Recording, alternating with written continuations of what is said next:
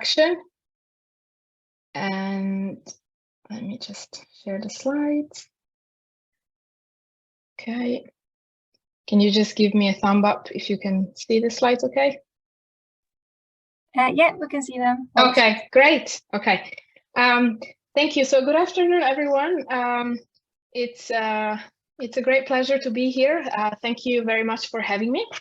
So today I am going to showcase some of the work that has emerged as part of my ERC starting grant on families that undergo or are formed via medically assisted reproduction. And the focus of today's talk is on adult outcomes across the life course. So I thought I would start by giving a definition of what is medically assisted reproduction. So medically assisted reproduction, or MAR, which is the acronym I will use throughout the presentation, is considered to be one of the main advancements of modern medicine. It's reproduction through a range of techniques that go from the least invasive treatments, such as ovulation induction, to medium invasive treatments, such as artificial insemination, to the most invasive treatments, the so-called assisted reproductive technologies, of which IVF is the most commonly known. And when I say most invasive treatments, I say that because the fertilization occurs outside of the woman's body. Medically assisted reproduction, on average, is used, most of the times, is used to overcome infertility, so when conception does not or cannot occur naturally. So the number and proportion of children conceived through medically assisted reproduction is increasing. Globally, it has been estimated that over 10 million children have been conceived through medically assisted reproduction. It is estimated that more than 3 million cycles occur each year in the world.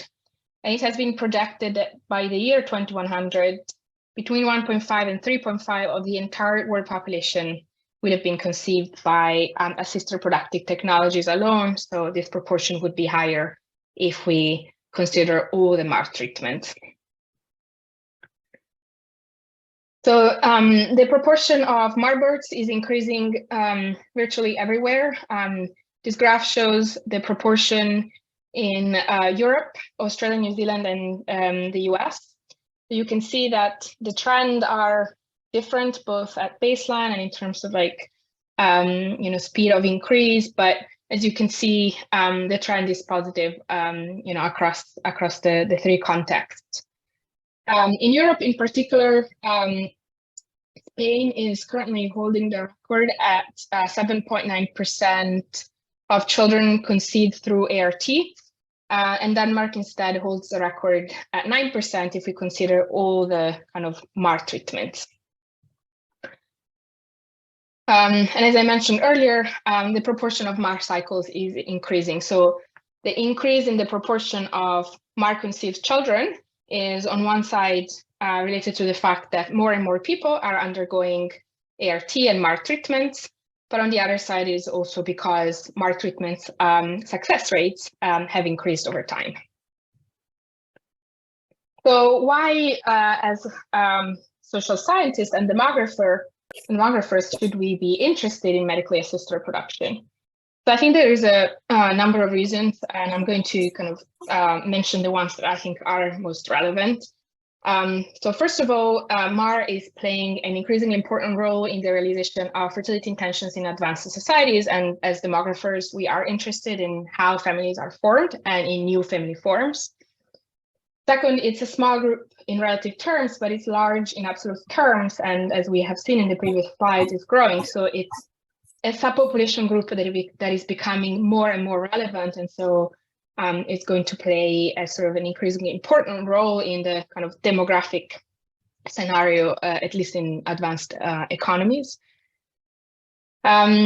Third, there are still many gaps in knowledge about the consequences of being conceived by MAR and undergoing medically assisted reproduction for children and adults, respectively.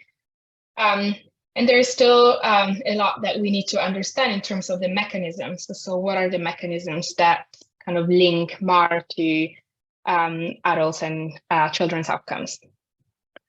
And finally, although MAR is clearly a medical procedure and thus has received a lot of attention from the medical literature, It is also a process that is shaped by social and demographic characteristics, as access to MAR is on one side related to the fact that more and more people are postponing childbearing to older ages, but is also kind of socially stratified because it tends to be costly and selective. And so in order to, I think, better understand the consequences of these changes and this shift, it's important that we tackle this topic from different perspectives, including social scientific ones, because of the selection process into accessing medically assisted reproduction. So conceiving through medically assisted reproduction is different, and I think this image conveys this argument quite well. It's a quite powerful image that was circulated by a mom on Facebook a few years ago, and she put her child in the middle of a heart shaped made of the syringes that she had to use over 3 years of failed IVF treatments to inject herself with the hormones that finally kind of led her to conceive and then give birth to her precious baby. And so MAR conception is different, and I think in part because of concerns around the well-being of children who are conceived through medically assisted reproduction, because the conception process is so different. More attention, I think, so far has been given to children's health and well-being.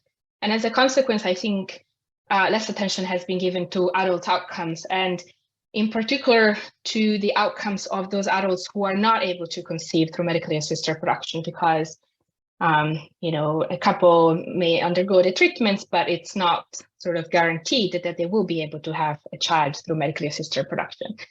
And I believe the fact that adults have been somewhat overlooked is a limitation, because the MAR process is kind of quite intense. So it's time consuming. You have to attend a lot of appointments, is physically consuming. You have to sort of take various drugs, hormones. There are several procedures that you need to undergo to retrieve the eggs and then eventually to transfer the embryos. But it's also emotionally quite intense. There is a lot of uncertainty involved. There's a high risk of failure, and obviously the stakes are really high. And finally, sort of the outcome of medically assisted reproduction is kind of binary and has huge implications for individuals' lives. So it may, especially for those who undergo medically assisted reproduction to conceive their first child, which, by the way, is the large majority of individuals who undergo medically assisted reproduction, it will sort of determine whether the couple, whether you become a parent or you may remain involuntary childless. And so looking at adults who undergo medically assisted reproduction is important per se, because it's a growing subpopulation group. But you may argue that it's still a small group. But I think that there is another sort of interesting aspect in that it enables us to learn more about the social meaning of reproduction and the consequences of involuntary childlessness, since individuals who undergo medically assisted reproduction have strong fertility intentions. And so if they are not able to conceive and have a child through medically assisted reproduction, I think most of them would be considered as involuntarily childless. So in today's talk, I'm going to focus on two themes. The first one is a theme of mental health and loneliness, which I've sort of lumped together. And within sort of this theme, we're interested in asking the question of how are adults who underwent medically assisted reproduction treatments faring over the short and longer term, and does this depend on whether the MAR treatments succeeded or failed? And the second theme is that of partnership stability. So are couples who undergo medically assisted reproduction more or less likely to separate than couples who conceive spontaneously? And is treatment failure a risk factor for partnership stability? So I'm going to start with the first theme. So the background and the reason why we, tackled this this topic is because so the literature on one side shows that MART treatments can be negatively associated with women's psychosocial well-being and lead to psychological distress, anxiety, and depression. The mechanisms are not fully understood, but it's likely that there are multiple ones. So the experience of subfertility, the MART treatments themselves, and also the kind of risk of treatment failure or actually treatment failure. But on the other side, the evidence isn't always conclusive. So some studies have found that women's psychosocial well-being tends to improve over time as women adjust to subfertility and childlessness, whereas others have reported long-term negative effects, especially for women who remain childless.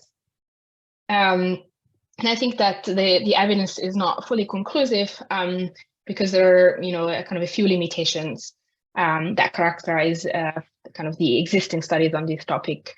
There are very few longitudinal studies, and so we have limited evidence on mental health kind of before, during, and after individuals undergo medically assisted reproduction. A lot of the existing studies tend to use small and non-representative samples. And very importantly, I think many of the existing studies tend to set the baseline at the time when people are starting MART treatments, and that is problematic to the extent that individuals' mental health may have already deteriorated by then, since they will have come to terms with the fact that they are unable to conceive naturally and suffer from subfertility. And so this has implications if you want to kind of say if individuals go back to their baseline level of mental health over time, or if they start, if they start to feel better as they get adjusted to, let's say, involuntary childlessness. And there has been very little discussion about how, so where you start to follow people up, how that matters. And so we present three complementary perspectives on this theme. So we first look at trajectories in antidepressant utilization. Then we look at trajectories in self-reported mental health. And then we look at trajectories in loneliness. And this corresponds to like 3 papers. So I'm going to go through these papers quite quickly because I don't have time to go into the details, but more than happy to take questions afterwards and to send you the papers if you're interested in reading them. So in this first paper, we describe trajectories in antidepressant purchases for 3 groups of women. So women who conceive a live birth naturally, women who conceive a live birth through medically assisted reproduction, and women who undergo MART treatments, but the treatment cycles do not result in a live birth, so they remain childless. We use a Finnish population register. We focus on women who are childless in 1995 and who either had a child naturally or through MAR between 1996 and 2016, or who remain childless after undergoing medically assisted reproduction during this time period.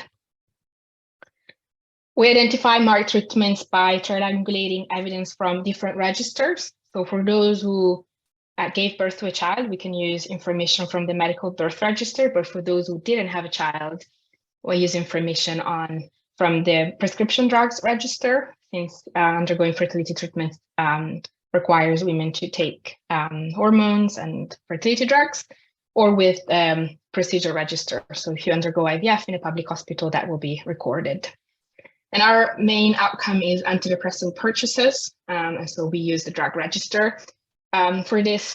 So antidepressants are considered the most widely used medications in reproductive aged women to treat depression and anxiety. And in Finland, they are prescribed by clinical doctors, and all residents are entitled to reimbursement for medication expenses, including for antidepressants, for a maximum of 3 months at a time. So we set the reference date, which we call T0, and T0 for women who give birth to a child, either naturally or through MAR, that corresponds to the time of conception. Whereas for women who undergo medically assisted reproduction or remain childless, T0 corresponds to the date of their last MAR cycle, so when they interrupt their MAR treatment. And we kind of follow women up to 12 years before the reference date and up to 12 years after the reference date. And we divide the interval into 6 months intervals. And within each interval, a woman will be coded as 1 on antidepressants if there was at least 1 purchase of antidepressants, or 0 otherwise. We estimate linear probability models pooled to account for repeated panel observations. And we ran mainly two models, the model kind of unadjusted, so we only adjusted for calendar age and women's age, and the model adjusted for a few sociodemographic characteristics. So I would like to stress the fact that this is administrative data, so we don't observe women's characteristics as if we were dealing with survey data, but obviously the great advantage of this data is the large sample size and the fact that we have a really long follow-up. So in the adjusted models, we control for household income, for the hospital district in which the women live, the marital status, and if they transition to parity 2 or 3, if they have had at least a child. So at baseline, all women are childless. Some of them have conceived their first child. And so that's the main focus. But then some of them will continue to have children. And so we adjust for that. So as you can see here on the left, the numbers are really high. For like MAR studies, this is a really high number of observations. So what we're showing here is the predicted probability of antidepressant purchase for the 3 groups. So women who conceive naturally are represented by the green line. Women who conceive and give birth to a live birth through medically assisted reproduction, the MAR plus group, are represented by the blue line.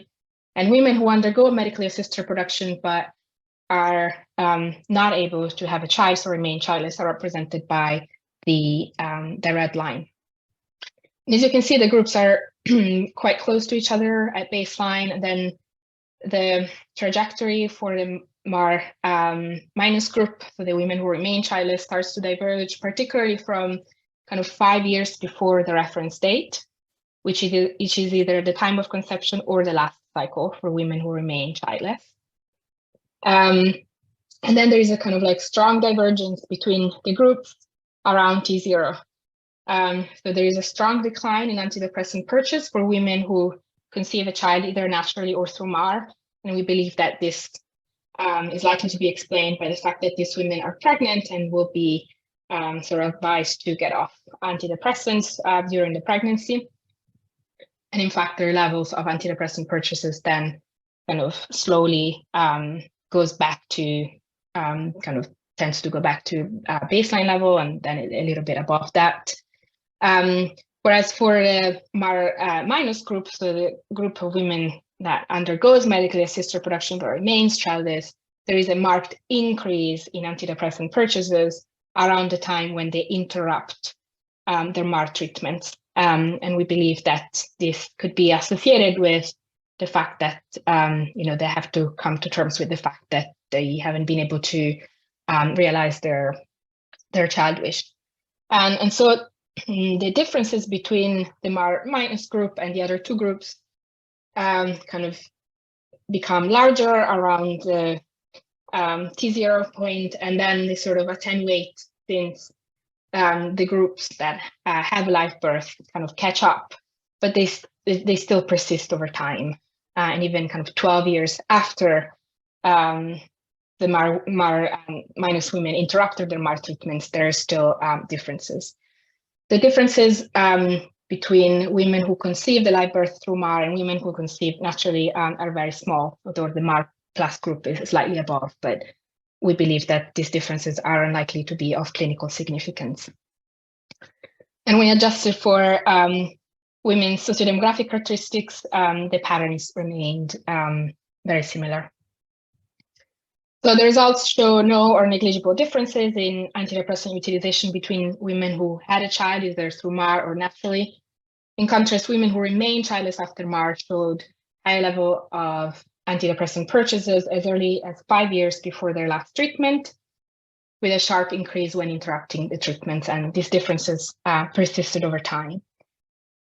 Because we observed higher antidepressant utilization amongst women who remain childless, but not amongst those who underwent MAR but had a child, we believe that the observed patterns are more likely to be associated with involuntary childlessness than with treatment-related stress. But obviously, we are looking at antidepressant purchase, and this outcome may not necessarily tell us how these women are doing when they undergo the MAR process. So we only know if they take or not antidepressants. And so we complemented this paper with another one where instead we relied on survey data. So we used data from Understanding Society, which is a UK data set, and I assume in this audience, most people will know it. And here we described trajectories in self-reported mental health. So we're not able to do a full comparison between the three groups like we did in the other paper.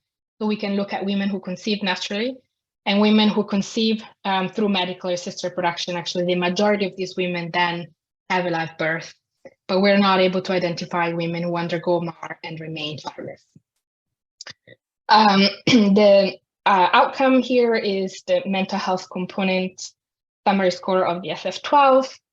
And we again focus on women who are childless at baseline and who become pregnant during the observation window. And we estimate longitudinal fixed effects, linear regression models up to 2 years before and after the pregnancy. So obviously there is a cost in using survey data, in the sense that both the numbers and the window of observation is much smaller than when we use the register data, but obviously we're looking at another outcome, and that helps us to gain a better understanding of the mental health implications of undergoing medically assisted reproduction.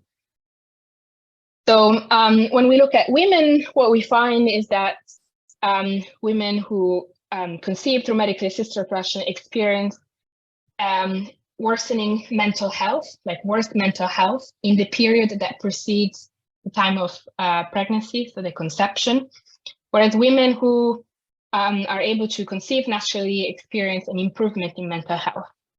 And this image, the top part of this image, so that what we observe for women who conceive naturally is very consistent with other demographic work, for example, the work by Rachel Margolis and Nico Mirskala that shows improvements in subjective well-being in the time that precedes the transition to first birth and to some extent second birth.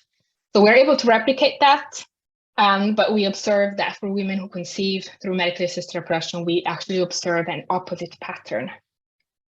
And then after the sort of worsening of mental health, we observe a recuperation, which coincides with the time of pregnancy. So when these women are able to become pregnant, their mental health improves and then seems to sort of remain fairly stable compared to their baseline levels. When we adjust for women's characteristics, including some time-varying ones related to changes in income, changes in partnership status, or satisfaction with leisure, we're not able to explain these patterns, so they persist. So these mechanisms are unlikely to explain why women's mental health gets worse. So it's more likely that it could be that they are explained by the kind of subfertility experience and the stress around undergoing the treatment and the uncertainty about the outcome. We were also able to replicate the analysis for men. The sample size is smaller, so obviously the results are not as precisely estimated as for the women, and for the women we are already working with a small sample. But essentially what we find is that men who undergo, for whom their partner undergoes medically assisted reproduction, in a way experience a similar pattern, so a worsening of mental health and then the recuperation. And then we observe another worsening of mental health, but that seems consistent to what is observed for men who conceive naturally. And we also replicated the analysis looking at women's and men's happiness. So when we look at women's happiness, we observe patterns that are very much consistent with those for mental health. So worsening of happiness for women who undergo MAR, an improvement in happiness for women who conceive naturally, but then kind of a recuperation, and then finally kind of both groups going back to their baseline levels after a while. And for the men, again, we observe a very similar pattern, actually. So worsening of happiness and then recuperation, and then they go back to their baseline levels. So through this paper, we show that the link between the transition to pregnancy after first birth and mental health is heterogeneous according to the mode of conception, and we complement the analysis on antidepressants, which essentially showed almost no differences between the groups of women who were who conceived naturally and conceived through medically assisted reproduction, suggesting that the antidepressants shows only part of the story. And in addition to that, we're able to show that the patterns for men is similar. And although the numbers are quite small, I think this is really important, as men are often an overlooked group when it comes to kind of reproduction and also conception through medically assisted reproduction. So we show that their experience in the period preceding the time of conception is similar to those of women. And so as we were sort of thinking about the potential mechanisms behind these associations, we started thinking about kind of potential drivers of worsening mental health. And kind of the literature hints at the fact that one of the potential drivers is the fact that couples may have reduced time as they undergo the MAR process. Since I mentioned in the beginning, it's a very time-intensive process, but also reduced financial resources, because in many contexts, undergoing MAR is costly. And so they may have kind of less resources, time to dedicate to social relationships and, to their own partnership, their relationship with their partner. And so the kind of reduced time and resources could lead to the feeling of being lonely.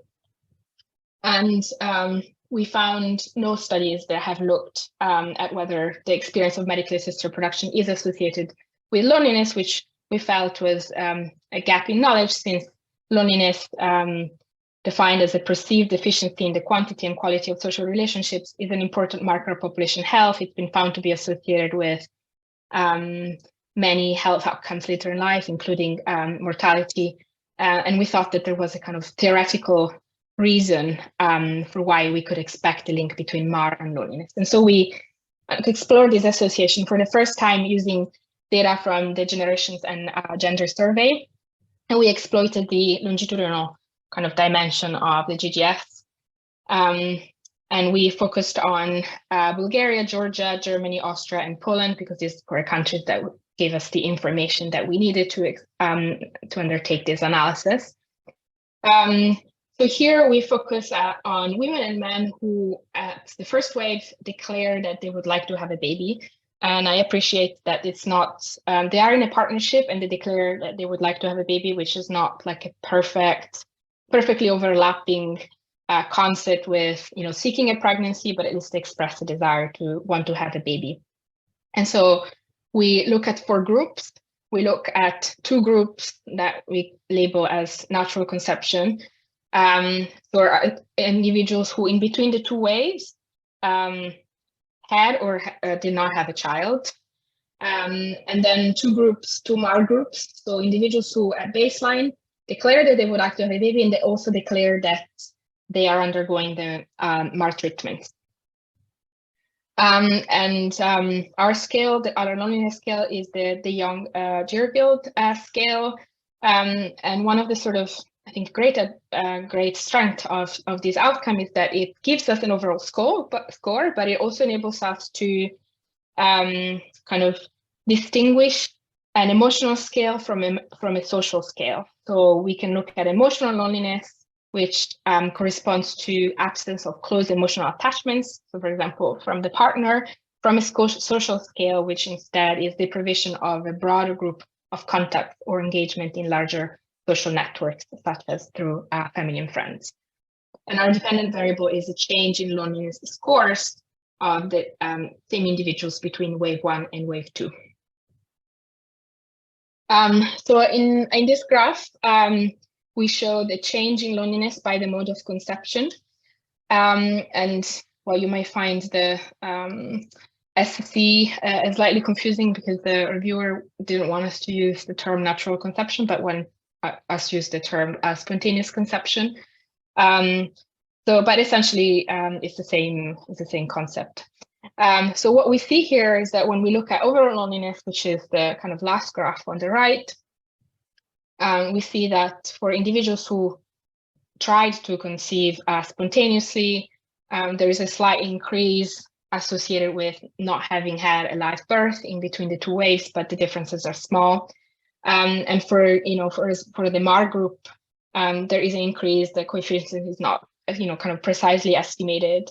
But the kind of more interesting results emerge when we actually disaggregate this overall loneliness score into the emotional loneliness and social loneliness. And we find that within the MAR group, the results are driven by the social loneliness. So within the MAR group, not having a live birth in between the two waves is associated with an increase in social loneliness. And the same is not true for emotional loneliness. And again, within the group that conceive naturally, we essentially don't find evidence of any difference. And we adjust these results for education, for whether there is a union dissolution between the two waves, if they declare that they go in financial hardships. And also we have to control for whether they have prior children or not. And I forgot to mention that in this paper, because of sample size issues, we couldn't focus on those that were childless at baseline. So we are looking at individuals that both had or did not have children prior to wave one.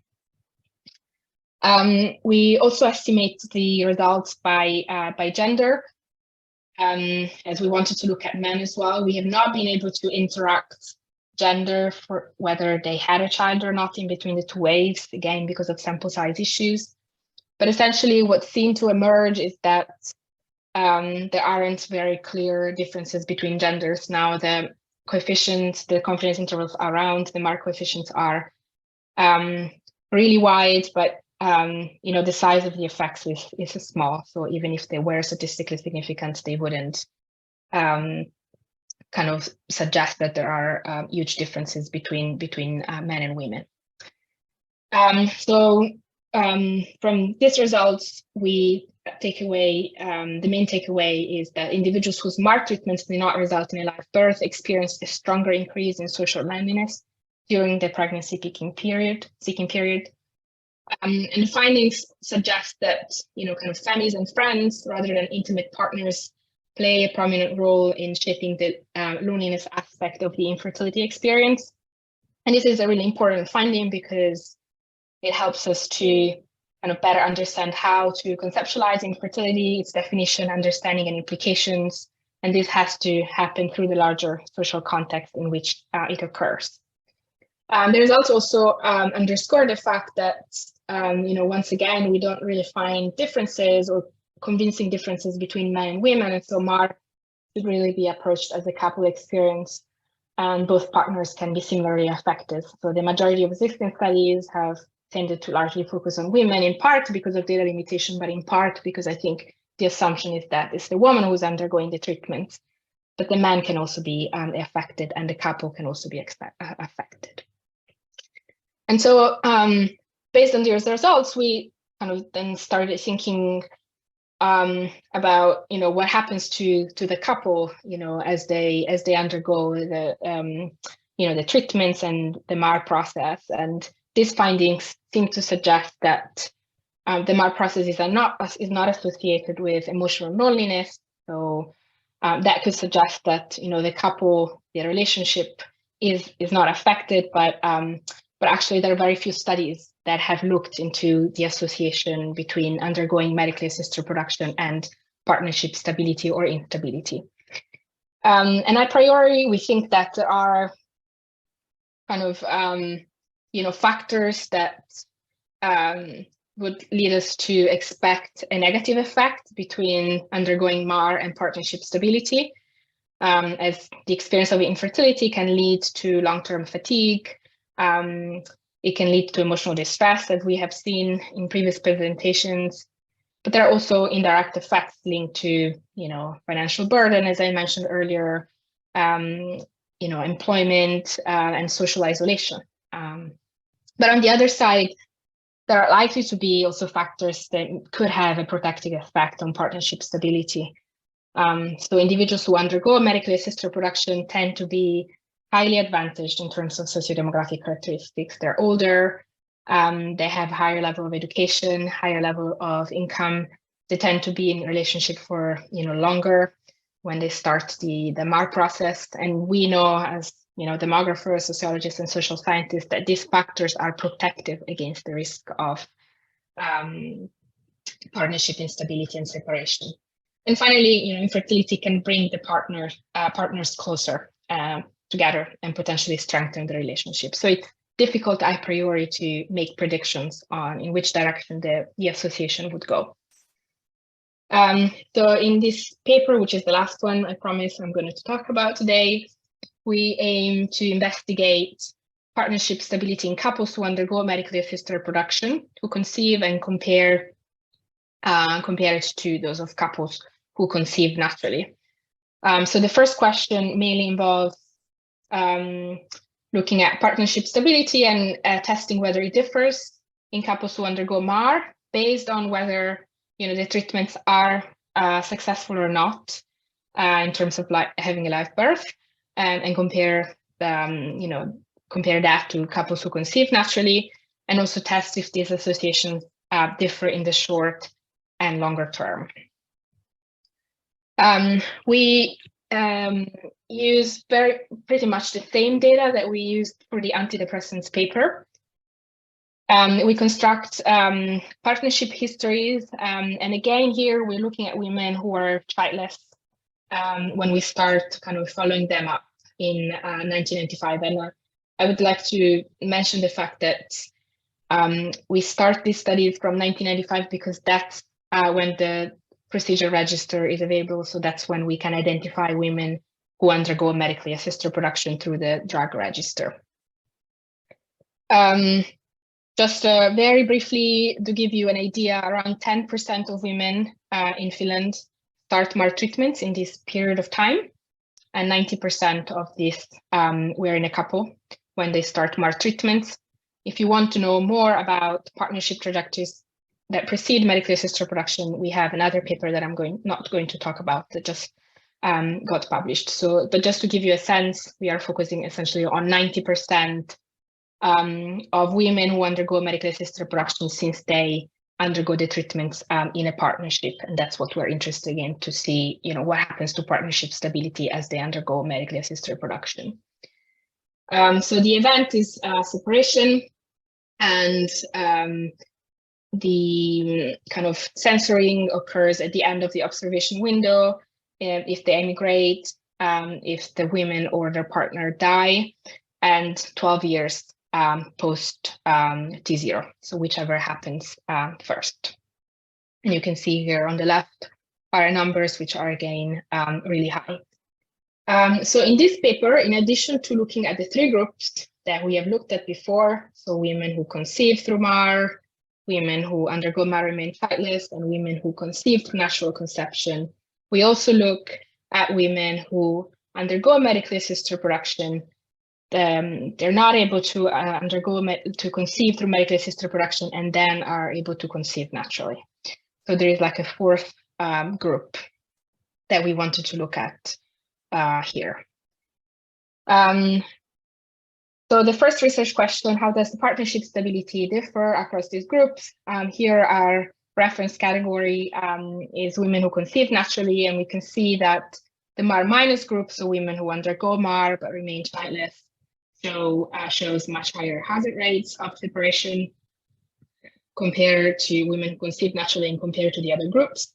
We see that women who conceive through medically assisted reproduction, the MAR plus group, actually in the unadjusted models show a lower hazard of separation compared to women who conceive naturally. And the same is true for women who undergo MAR and are unsuccessful but are then able to conceive naturally. And once we adjust for women's sociodemographic characteristics, which include their birth cohort, their age, partnership duration, the level of education, if they had mental health issues in the past, and the type of union, actually what happens is that these hazards become larger in all the groups. And this is explained by the fact that women who undergo a MAR, regardless of the outcome, tend to be socioeconomically advantaged. And so if we adjust for the sociodemographic characteristics, then the risk of separation will increase. And so when we look at the adjusted results, there are no differences between women who conceive naturally, women who conceive through MAR, and women who conceive naturally after failed MAR treatments. And obviously the MAR minus group shows even larger effects. Then we look at what happens to the associations kind of over time. And we see that the risk of separation is particularly high, in the first 2 years for women who remain childless after medically assisted reproduction. But then it tends to kind of decrease over time, although it remains substantially higher, even 2 to 4 years, and to some extent 4 to 6 years after T0.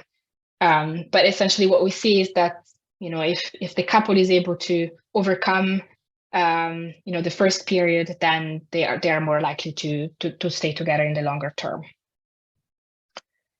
So this is just a summary of what I just said. So we show much higher risk of separation for couples who remain childless after medically assisted reproduction, whereas between the other groups, we don't really show meaningful differences. So I would just like to take a couple of minutes to wrap up, and then I'll guess I'll open up for questions. So the results suggest that MAR treatment failure is a predictor of poorer mental health, loneliness, and partnership stability, especially in the shorter term. Whereas there are almost no differences in mental health, loneliness, and separation rates between couples who successfully underwent MAR and couples who conceived naturally.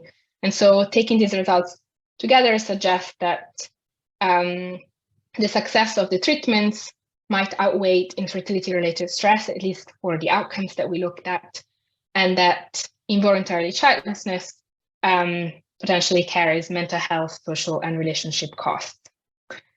So the results highlight many things, but I would like to stress the fact that they underscore the importance of integrating multiple perspectives, data sources, and measurements to gain a comprehensive perspective and understanding of the consequences of medically assisted reproduction. That it's important to integrate men into this type of research as much as possible, and to approach MAR as a couple experience more than as a woman's experience. And I think potentially that there is scope and potential for integrating medically assisted reproduction into family research more, as it's a kind of a way to understand the consequences of involuntary childlessness. As these are couples who have strong fertility desires and who are not able to kind of satisfy these fertility desires. And so it enables us to look at a group that we as demographers, I think, and sociologists are highly interested in. Also given against the backdrop of the fact that the proportion of childless individuals is increasing. There are plenty of limitations. I haven't had the time to go through them, but very briefly, it's challenging to argue that these associations are causal. However, the fact that they seem to be robust to different methods, measurements, and context, I think, strengthen the argument that there could be a causal association, but more work is needed in this respect. And clearly, I think all these studies show that there are associations, but have very limited power in kind of understanding what are the mechanisms that underlie these associations. Going forward, we would like to kind of look at repartnering for women and potentially men who are not able to conceive through MAR, so who remain childless in that union. And so look at what happens, to their partnership and fertility trajectories if they repartner or not. We're doing some work looking at the physical health consequences using population register from Utah. But we're very open to ideas and collaborations. So please come forward if you found any of this interesting and you are already working on this to share ideas. Obviously, this would not have happened without a great team of collaborators. I would like in particular to thank Maria Palma and Alina Pelik, who have done fantastic work on the data and on the papers, and my collaborators at University of Helsinki, Marko Tosi, who led the self-reported mental health paper, Mikko Mirskalo, who has been involved in a couple of these papers, and Celine Coxal, who led the loneliness paper. Thank you to the ERC for funding this research and to you all for your attention. Thanks.